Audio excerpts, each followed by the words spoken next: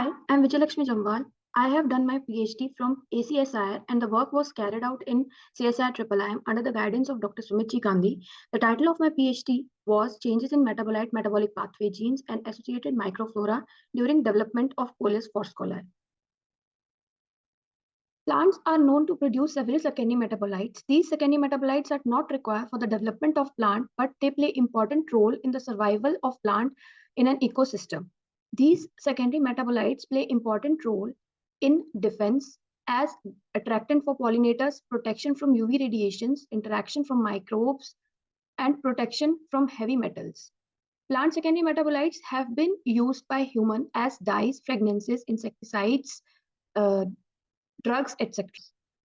Coleus forscoli is a medicinal herb that belongs to Limiaceae family. It is the only living organism that produces forscolin. Among several medicinal properties that plant possess, the most notable are anti-hypertensive and anti-obesity property that are due to the key metabolite forscolin.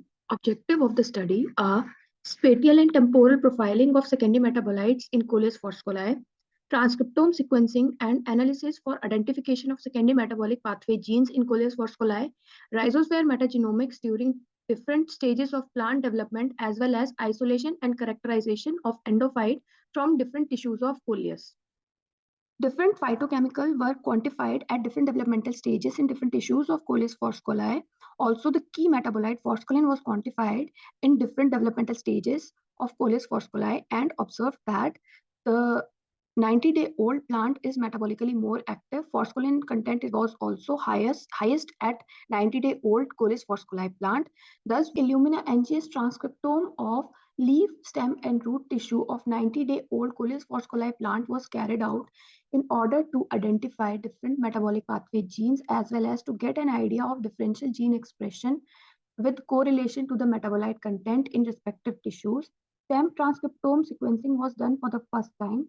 Differential gene expression analysis from tissue transcriptome was validated through real-time qPCR data with good correlation. The key genes that are involved in the biosynthesis of forscolin are highly expressing in the root tissue. The bacterial and fungal diversity was studied in rhizosphere of Coleus forscoli at different developmental stages and also compared with rhizosphere microflora of Coleus blumei. Castrobacter and Optitis species were evidently present in the rhizosphere of Coleus forscoli. OTUs belongs to the Phoma genus were present in lesser number in the rhizosphere of Coleus forscoli when compared with Coleus blumei, which could be attributed to the possible inhibition of Phoma genus by the metabolites present in the roots. Endophytic microflora was also explored from different tissues of Coleus forscoli and related species of Coleus. These endophytes were morphologically, microscopically, and molecularly identified, and their bioactive potential was assessed. In a nutshell, key conclusions and takeaway of this study, profiling of bulk phytochemicals and the key metabolite forscolin in different tissues during the development of Coleus forscoli show that 90-day-old plant is metabolically more active.